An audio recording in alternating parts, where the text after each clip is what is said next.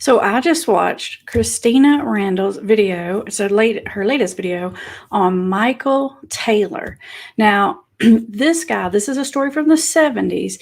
And this guy, it's a horrific case, a true crime case. And there's the thinking behind it is that he was demon possessed. And then other people think that it was mental illness. Well, today we're going to sort through those two things. We're going to come up with a pretty definitive answer on which one it was and explain to you not only what it was, but why it was that way. Now, for those of you who are new here, I'm Amber Hollingsworth, and this YouTube channel is designed to help you understand the science and psychology of addiction. Now, occasionally we talk about mental health topics, and occasionally we do some true crime videos that relate to mental health and or addiction.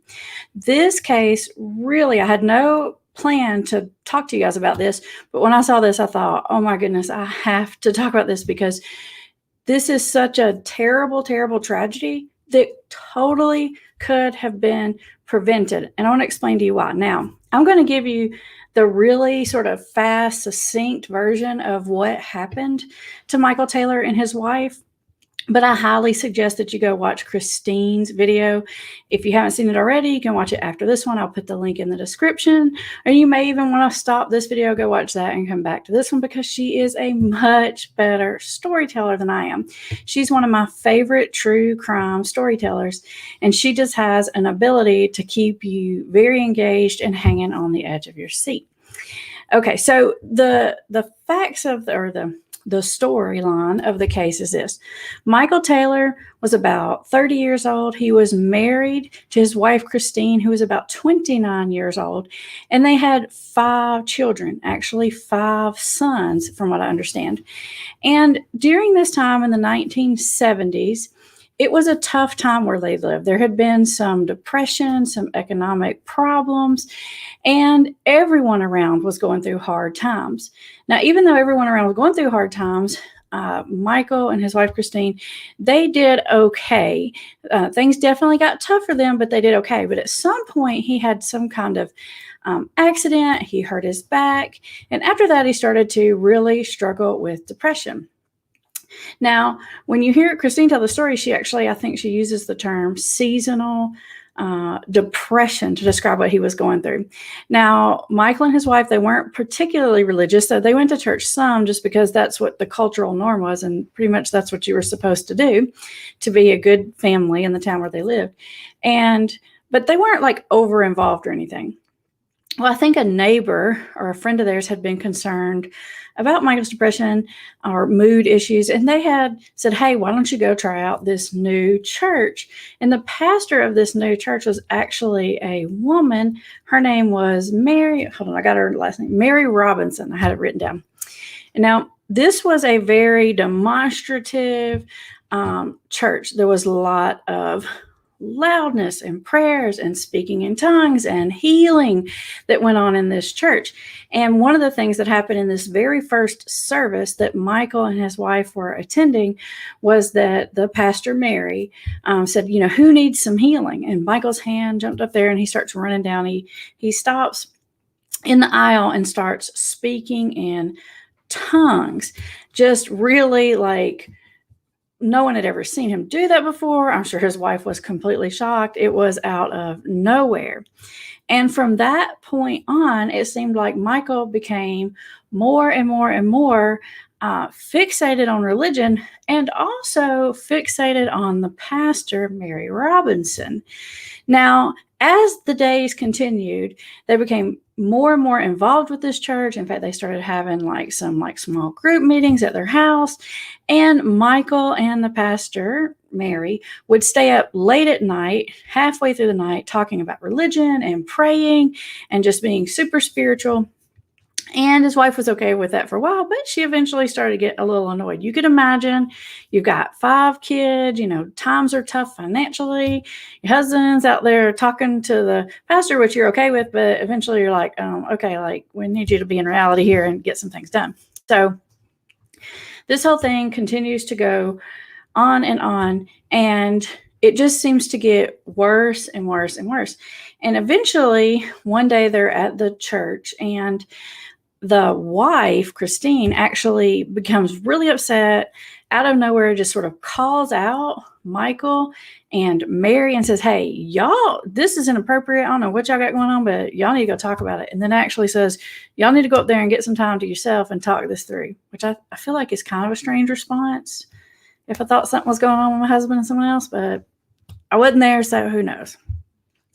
So they go up, they talk about it, they come down, they say, the demons are cast out, there's nothing wrong with us, there's nothing going on with us. And as the service goes on, then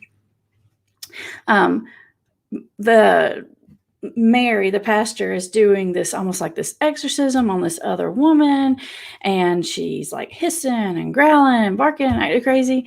And then she stops the exorcism, goes on to doing something else. And there was some frustration about why she stopped doing that, because didn't seem like the demons were out. And at that point, Micheal gets up. He's acting very, very bizarre. He's having this delusion that he's naked, that she's naked, and he goes up and he hits her. Like all this crazy stuff. So it's a lot of drama. I mean, this whole thing is just getting bigger and bigger and bigger. Well, Micheal and his wife, Christine, and his family, they were supposed to go on vacation in the following day or two. But some of the other people were really concerned because they felt like Micheal had these demons in him.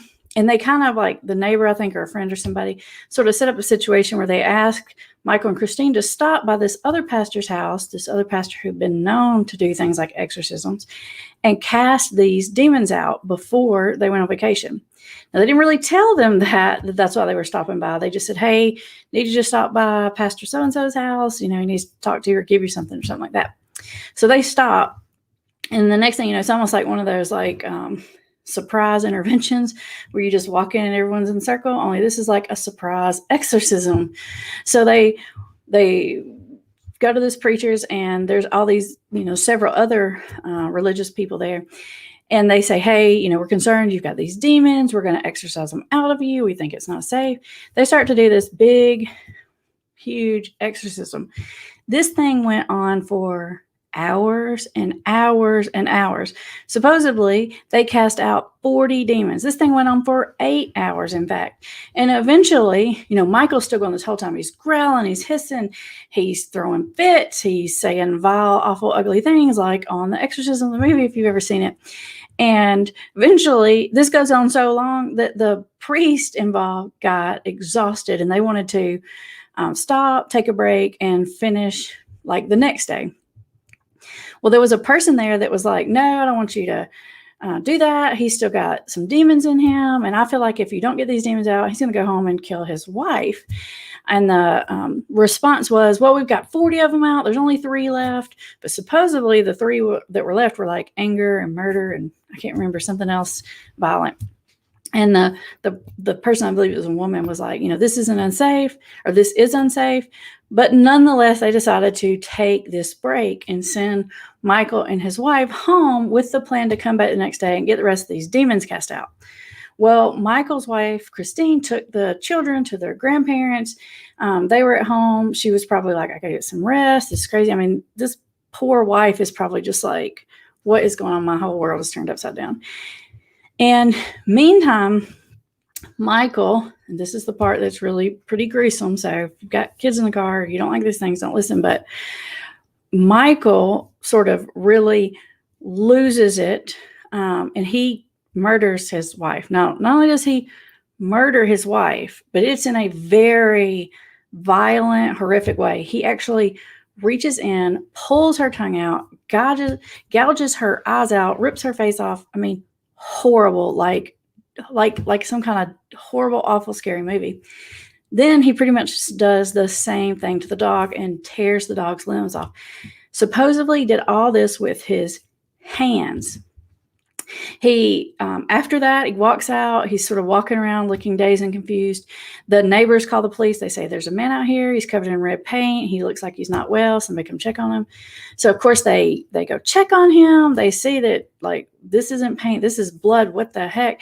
And they go back to his house, where the police uncover this horrible, horrible, horrible scene.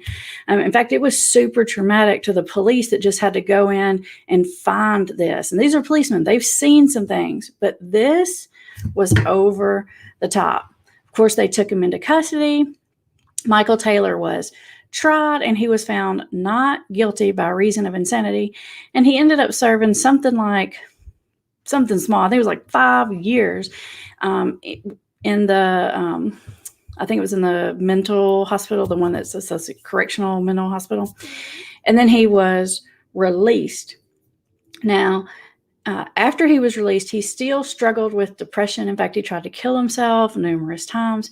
And eventually, sometime after that, he was arrested again for inappropriately touching a minor.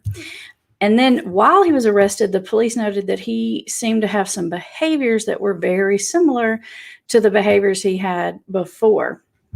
Now, let's just talk about what this was. It doesn't matter, religious beliefs aside, it doesn't matter. You can believe in these things or not believe in these things, it doesn't matter. But in this case, that's not what that was. When I heard this case, the reason that made me really want to talk to you guys about it, because I was like, wow, this is pretty much like one of the most clear case situations I've heard of that looks to me like bipolar disorder. This is for liability's sake, let me just say what Dr. Grande says. Do y'all like him? He's another one of my favorite true crime YouTubers. I'm not diagnosing. I'm just speculating what could be happening in a situation like this. Okay, here's my speculation, my strong speculation.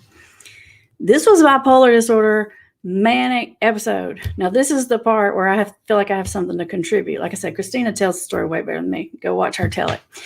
But I can tell you what bipolar disorder is. I can explain to you what mania is. And I think once I do that, you're going to see, oh my gosh, literally this story just hit every single criteria, everyone to the fullest degree. The whole thing is just so scary. I want people to understand what this is, because this kind of thing can and does happen. And I don't want you to mistake it for something else, because when someone gets to this point, which should have been recognized long before these horrible things happened, they need help. They need to be hospitalized. So let's talk a little bit more about that. And there's so much information here that I wanted to get it in a form you can see it. So I'm going to try to share my screen with you here. See if I can do that.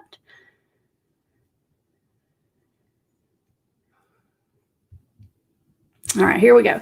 So I'm going to put it up here on the screen for you so that you can see it for yourself. Let's take a look at what the symptoms of mania are. Now, just before we do that, bipolar disorder is the new term, for the old word, which was manic depressive.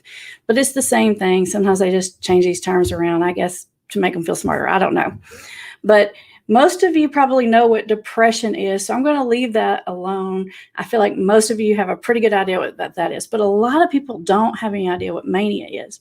And I probably wouldn't have much of an idea of what mania was, except I worked in an acute care psychiatric hospital for almost 10 years, and I saw a lot of mania. And once you've seen it, there's really not much mistaking it. It has a certain feel or look. Now, for me, diagnosing someone with bipolar disorder is kind of hard. In fact, I usually have to see them over a long period of time, because it's not something you can tell right away unless you walk in and you're dealing with someone in the moment who's manic. Now, that you can tell pretty quickly, usually. So let's take a look at what mania actually looks like. There are 6 categories of symptoms. The first one is changes in thought process. Now, this increased focus on religion, this is taken right out of the text right here. It is so common that when someone gets manic, they can get very focused on religion. It doesn't have to be religion. People, when they're manic, they tend to get focused on something like obsessively over the top focused, but oftentimes it is religion. They have disjointed thinking, they have enhanced creativity, and this creativity or this inventiveness, they usually see it as some kind of like breakthrough, right? They see it as like, I've moved this, they found their flow, maybe I'll put it that way. Flight of ideas and racing thoughts, which basically just means your thinking is going 100 miles an hour. People also have, they can have a development of psychosis. Now, one of the reasons why this happens is because when people are manic, they have a decreased need for sleep. We're going to talk a little bit more about that in a minute, but it's not so much like, you know how you can be like really tired, but you can't go to sleep? It's like they don't need sleep. They have all this energy, which I said we're going to talk a little bit more about.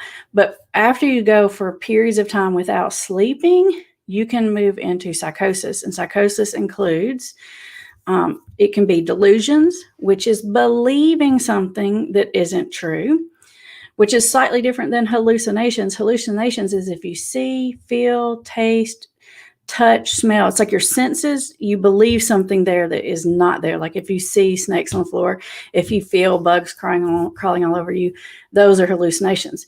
If you believe that the aliens brought those snakes down and put them there and put the bugs on you, that's a delusion. Hopefully you can see the difference. And paranoia, I'm sure all of you know what paranoia means. Can you see already some of these symptoms in Micheal Taylor? I think you probably can. And you're going to see it even more as we go on. Impaired judgment, lack of insight, extreme impulsivity. People that are manic, their behavior gets pretty over the top, and it can seem either really intrusive or inappropriate. It is just like excessive. It's too much. And another very common symptom of bipolar disorder, mania episode, is hypersexuality. That doesn't always happen, but it definitely can happen. When people are manic, they get hypersexual. It's like everything in your body, the volume is turned up on. Like your thoughts are going 100 miles an hour. You don't need sleep. At first, it's like your mood gets a little better, and then it gets bigger, and then it gets 100 miles an hour. And then somewhere when this not sleep comes in, it sort of goes over the top. Because at first it can feel good. And especially if you have bipolar disorder and you've been depressed, it's like, I feel better. I'm coming out of my shell. Thank gosh, things are getting better. But what's really happening is you're moving into mania. At first it's kind of fun, and then not so much. And then obviously when you are in this 100 miles an hour zone, you can do some pretty extreme, reckless things. The mood changes. Now, obviously, all those things I just described to you, that is a description of what the mood changes. But what you also need to sort of add into your thinking about that is they call it an expansive mood, which basically means people that are in this extreme form of mania can feel like they're superhuman, like they're invincible, they're grandiose, they're larger than life. And that can get them to do even more crazy risk-taking things, like jump out of a moving car or something like that, because they just feel like they're somehow invincible. And they're very disinhibited, so there's no impulse control going on. You can see why a situation like this could get very, very dangerous pretty quickly. Sudden changes in energy, the decreased need for sleep, increase in goal-directed behavior means they get really focused and preoccupied on something. It's like they can't think about anything else. A lot of times when I worked in the psychiatric hospital, people would become hyper-religious. They would say they're going to start this church, they're going to move to this other country. I mean, it's extreme, and it's sudden. It comes on not immediately, like all of a sudden in 10 minutes, but it builds quickly. This person is doing things and focused on things in a way they would not normally be. And because they have this energy, it's like they're moving a lot, kind of like ADHD, but on hyper overdrive. And they're restless. They have inability to remain silent. One of the most prominent features of mania that stands out to me when I'm talking to somebody is a lot of times, I know I'm talking fast right now. I feel like I'm manic right now talking to you, but when you talk to someone who has mania, I used to have to go in the psych hospital and do these biopsychosocial interviews when people would first get admitted. And you could tell someone was manic because you could ask them one question and they would just start talking 100 miles an hour, and they probably don't even answer your question. And they're telling you this, and they're telling you about their first dog they ever had and the time they saw this one train cross the road. It's just like all over the place. And it's almost like you can't break into the conversation, and they're very difficult to shift. It's kind of like they're going down this track, you're trying to shift them over here.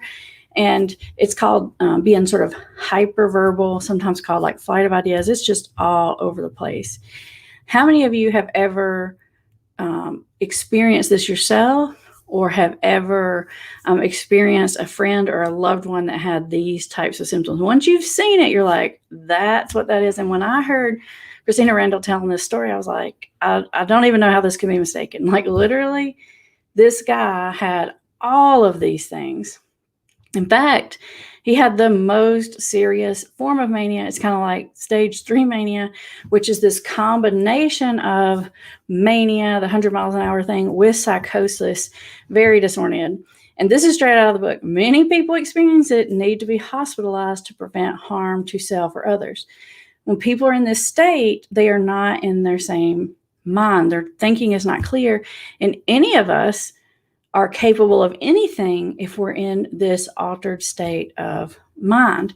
Now, I do want to say this. I probably should have said it first, but not everyone who has bipolar disorder gets to this level. So I'm not trying to scare you. I'm not trying to like over dramatize what bipolar disorder is, but I just want you to understand that sometimes it may look like someone has, found religion. It may look like someone is doing something good, but I'm telling you, it goes over the top. If right here's the sweet spot, it goes like way up here and then starts to crash out because, and even you can hear this in the Micheal Taylor story, like he becomes irritable, he's angry, he's impulsive, he's difficult to deal with. And that's what happens when you really get into those elevated manic states. So I hope you guys can see that, the speech distortion, you could see that in the talking in tongues and some of the other things that he was doing. You could see the elevated mood because he didn't want to, so let's see, I'm going to change my screen here for you. He didn't want to sleep. He was staying up all night and he was talking to this preacher, the Mary lady. He got really focused on her because, like I said, the sex drive goes through the roof. You do things you wouldn't normally do. And you can see just every one of these symptoms: the not sleeping, the impulsivity, the hallucinations, the delusions. Now, when this case went to trial, there was a psychologist or someone who testified who said that this exorcism that they tried to do on him is what triggered the psychosis, because the 8 hours, it was like grueling, it was intense. And I honestly think it was like they thought they were going to do this extreme exorcism on this guy. They were going to wear him out and the demons were going to be out. But that's not what happened, because they're dealing with someone who's manic, who they've gone 8 hours, they're exhausted, and this guy's still going. I believe that this mania was already ramping up, and I think he already had psychosis going on, and this just put it over the top. I do think that the exorcism contributed to this, because when someone is delusional, it's interesting because they'll take things, real things from their environment or their life, but they make bizarre meaning out of it. And so you've got all these people that are, saying all these things to him, and they're saying, well, you still have these 3 demons left in you. And this other woman's like, if you let him go home, he's gonna kill his wife. And I think all those ideas, because he's manic, he's so impressionable, all these flight of ideas come into his head and create this perfect storm of a situation. Now, when you hear Christina tell it, she talks about how they had some ways of telling the difference back then if someone was struggling with mental illness versus like a demon possession. And the things they say is, they have this knowledge of other people, like supernatural knowledge. They can have extreme strength and stuff like that. But when you're manic, you have all that energy. And I will say this, because there was a lot of talk in this case about, if it was mania, how could he physically have done the things that he did? And I do want to add this in. Micheal Taylor was also a butcher. Now, I'm not saying that the things he did would not have required a massive amount of strength, but you're also dealing with someone who's manic, who also believes that he's a demon, and also who has the knowledge of anatomy and probably has some specialist knowledge and ability to do things like that the rest of us don't have, because he's a butcher in real life, like his real job. So hopefully hearing this helps you to put together the pieces. Love to hear what you guys have to say. And have you had any experience with this? Have you ever seen this? If you see this in your life and you've never seen it again, I want you to recognize that is not normal, that not sleeping, that believing things that are bizarre. And it can be a little tricky understanding when someone's delusional or psychosis, because like I said, it comes from like things that are almost true, but they get twisted, right? So it's like, I always say, it's like you could be, they'll tell you something like, I was in the line at the grocery store and I looked over and I saw Oprah magazine sitting there, and then I just knew Oprah was looking at me and she was telling me this secret message from somewhere. It's like, okay, like I was following you this far and then can't really go that next way. And so some of the things they put together can seem somewhat believable. So it's hard sometimes to experience, but when you're dealing with mania, it escalates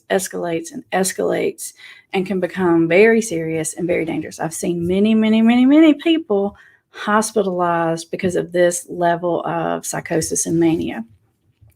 All right. Thank you guys for joining me. Up next, more true crime, mental health, and addiction.